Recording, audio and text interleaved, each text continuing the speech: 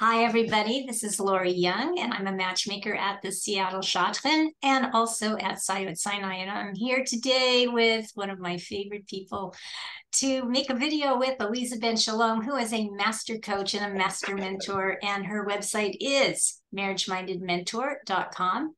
She offers coaching, and she has a bunch of coaches that if she's not the one for you, then she might have somebody for you. And I come to Aleeza to pick her brain on lots of subjects about coaching, and she's going to share her wisdom with all of us. So, Aleeza, my question is today, what happens in the middle stage of dating that can blow up a shidduch? And does it have to? Like, please explain to us the three stages of dating, and then let's get into the middle stage. Okay. So the three stages of dating, we're going to just break down very simply: beginning, middle, end. Okay. And depending on your timeline and how long it goes, beginning is the first few dates, dates 1 to 3. If you're dating for a longer period of time, maybe even dates 1 to 5, it's just baseline. Do I like you? Am I curious about you? Do I feel like seeing you again? Yes. Okay, great. And we can keep things going. It's all just about, are we finding points of connection, and the things that bother me or trigger me about you, it's not so triggering that I'm like, oh, forget it, deal breaker, I'm done. There's just something there. It's nice. There's a rapport. Things are going. We're building, and I'm looking forward to seeing you. Or I don't know if I'm looking forward to seeing you, but it's not a no. So let me go. That's the beginning. The middle stage of dating is, this is good. And okay, so, not really thinking about anybody else right now. I'm going to focus my efforts on you, and I need to get to know you, and I need to compare that to me. And I need to see where we're in alignment and where we meet in the middle, where we connect. And I need to see where things sometimes don't exactly line up. And I need to know if that's going to be a deal breaker for me. I need to understand, can I accept this about you? And can you accept things about me? And can we continue to grow, be curious about each other, and build this potential relationship that we have? And towards the end of the middle dating, we're getting pretty serious. We've asked lots of deep, meaningful questions, and I'm kind of thinking maybe you could be my person. And then we lead into the end stages, which is basically, you're my person, I'm your person. And how are we going to build this life together? So we start futuristic thinking. Where are we going to live? And what about work? And what about family? And what about all the important topics that if we were to actually do this thing, this crazy thing of getting married, would this actually be able to work in reality? And we experience, and we go through that. Maybe we even meet each other's people and friends, family. And, some people meet family earlier, but if you haven't met family and friends by then, you're meeting friends and family. We're double, triple checking. I think it's good. You think it's good. Everybody's okay. We're on board. Not everybody's going to be on board, but you can pass it through. But that there's really something there. And it's a positive, beautiful thing that's developing, that's going to get us to engagement and moving this to a marriage. Okay, so then what happens when you discover something, you're not sure if it's a deal breaker, or something upsets you in the middle of dating, and you're ready just to throw in the towel right there? In fact, I just had an example recently of communication where I'm almost going to say both sides didn't think the other side was communicating appropriately, with enough momentum, with enough zerizas that showing that they were interested. And I do believe both sides were interested, but I think there was some kind of communication gap. And I don't think they took the time to talk about it. So what happens in the middle before someone should throw away the shidduch? What should happen? So we need to, first of all, why does this happen? Can we talk about why it happens? And then we're going to talk about what to do. Why it happens can be related to many different things. I'm going to name a few reasons. One is trauma or fears, right? Something that is deep rooted within me, you have triggered. Okay. Financial stability. I'm worried. Family. Oh, something's crazy going on there. I don't think I can handle that. Physical intimacy, not physical, emotional intimacy. It could be physical intimacy depending on, how religious a couple is, but I don't feel safe with you, whether it's physically or emotionally. I'm not feeling comfortable here. Something's wrong. Something's feeling off to me. There could be somebody like the personality, they're lacking the confidence, they're lacking the backbone, the spine that you need in a partner. And you just know you're going to walk all over them, and this isn't going to be good for you, and this isn't going to be good for them. So trauma and fears is one big category, and there's many different things listed there. Another reason why things blow up sometimes is that we don't have enough data about the other person. We think we have enough. I've already gone on 2 dates, 3 dates, 6 dates, 10 dates, middle, 2, 6, 8, whatever. I've gone on enough dates with you. I have enough information. I mean, you still probably don't. And you're weighing things on a scale based on the data you have. So now you have the good things and you're like, okay, that's weighing things down. And all of a sudden something really heavy comes and it weighs down the bad side. Now the good side is still good, but like this one thing is feeling impossible to solve. And therefore all the good goes out the window. Because I think that that's going to be a deal breaker. I don't know if it is, but I kind of think it is. And therefore everything else disappears. So we sometimes overly weigh something that comes up, and it throws the baby out with the bathwater, and it gets rid of all of the good. So we have to be careful about how we're weighing things and making sure that we have enough data on both sides, what I like about you and what bothers me and whether I can handle that. Okay. The third thing is,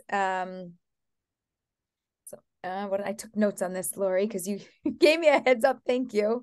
It could be that I am speaking to somebody, mother, father, sister, brother, aunt, uncle, coworker, rabbi, rabbitson, mentor, coach, matchmaker, and that person does not like this relationship. And they just put something in my head and they're like, this isn't going to work. So you should get over it and you need to break up now. Because if you don't do it, then you're not going to be strong enough to do it tomorrow. So just do it right now. Okay. Now, I don't know if I want to break up or I don't want to break up. I'm thinking about it. I needed a little advice and support. And you all of a sudden are telling me I need to break up and you're freaking out. And you just convinced me that I should do this. I don't even know what I want. What I wanted was somebody to listen to me so I could hear my own thinking, so I could make my own decision. And you're making a decision for me. And now I feel obligated to do it because I trust you and you're my trusted mentor. And now I'm taking guidance, but it's not the right thing. And sometimes a match will blow up in the middle, not because of me, but because of somebody that I am connected to. Wow. We really have to speak to the right person when we're dating. Yes. And that's a mom, a dad can be biased, obviously. A girlfriend who's not married can be maybe not giving you the best advice. Anybody can, and if they have had a trauma or a past issue with something and you're experiencing that challenge, they have a trauma about it. So it's a trigger for them. It might not be your trigger. You might have different triggers. And therefore, they're panicking for you because if they were in that situation, they wouldn't say yes. Mm-hmm. And they might have a friend who got divorced and had that same problem. So because the friend had that problem, you're going to have that problem and they can't handle it. So you can't, but they don't know what you can handle. We all have different traumas, different fears, different triggers inside of us that bother us. And so we have to, it's not just who you speak to, because we do need mentorship. And while I need to make my own decision, I do need to understand the bigger picture, and I can't get that without the appropriate support. It's really best to get mentorship from somebody who is an expert in relationships, long-term healthy relationships that lead to happy, healthy marriages, that lead to years of marriage. That's what we really need. And if you have somebody in your life like that, that happens to be also an expert, an excellent listener, somebody who's known to give good advice, it can be a safe person to trust, as long as you feel heard, validated, understood, and you have the free will to make your own decision without somebody else's opinion weighing you down to make it different than what you really want. So Lisa, I offer on my website one-time dating coaching. People are in the middle of dating. Sometimes they just book a session with me. How does somebody know? And I know you have coaches on your website at marriagemindedmentor.com that you offer your own coaching, and some of the people who work with you, they have different specialties. How does somebody know when they need to go for coaching? a one-time coaching or a longer term coaching? So it's a really good question, because I want to say most people need about 4 sessions as a baseline, a month's worth of coaching. Once a week, we speak, we work through something. If you're going through a specific dating situation and you're like, I need an answer. So first of all, I don't even recommend one session, right? You're going to want to have a session, you're going to want to make a decision and move on, and then you're done. I like people to have a session, sleep on it, so that my information isn't the reason that they're making the decision, or whatever I shared isn't the thing that's weighing heavy on them. I like them to not just sleep on it for a night, sleep on it for a week, right? I made my decision today. Okay, good. You want to break up with them? Good. Don't wait a week. Why? I want to know in a week if you still want to break up with them. And if you do, it's more true than today. Today, you just got the information. It's not enough time. Tomorrow, you're still processing it. It's not enough time, right? And people rush to do it, by the way, Laurie. Every time, nobody listens. They're like, no, but I have clarity. I finally know I want to do it. I said, good, do it next week, not now. No, but I can't even see them anywhere. I just, my mind shifted. That's it. I'm done. Do it next week. Make sure it's true. Make sure it's true. I think that is like the biggest pearl that I think that I wanted to bring out about the middle stage of dating, that I didn't even know that I wanted to bring out. That you used to describe dating as kind of like a roller coaster ride. Is that right? Ups and downs and ups. But it shouldn't be a spiky one, not like this. Okay. So you're ups and downs, and you're saying like, don't break it up during a down, right? Give it some time, level off. And I think this is correct. That's the golden nugget. Don't break it off at a down. Go back to neutral and then break it off, because that's so much more real. No, I'm in a decent place with you. No, but I still don't want to be with you. That's just, we're not a fit. You're good. I'm good. We're just not good for each other. That's the truth. Okay. So I think people need to be prepared for the middle stage of dating, that it's not going to be all roses. And I think sometimes when a date gets off too excited, the expectations get really high. People get too excited. In fact, I just had one that they met at one of my Zoom dating events. They were so excited to meet each other, like this. And it went like this. And they started talking for 5 hours every day. And after a couple of weeks, she just like, I can't do this anymore. And guess what? She broke it off. Crashed and burned. They let it sit for a week, and he's on his way right now to go visit her in another country. I mean, it's nothing.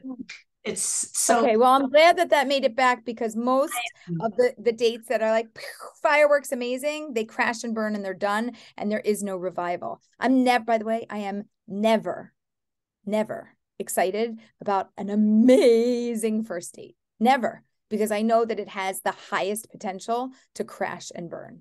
I like middle of the road. I like plus. Oh, it was really good. Love to see them again, but not like. Psh. Okay. All right. I know we promised we were going to keep this short. So thank you for your time today, Aleeza. And I hope people are able to take away something from today. Thank you. Bye.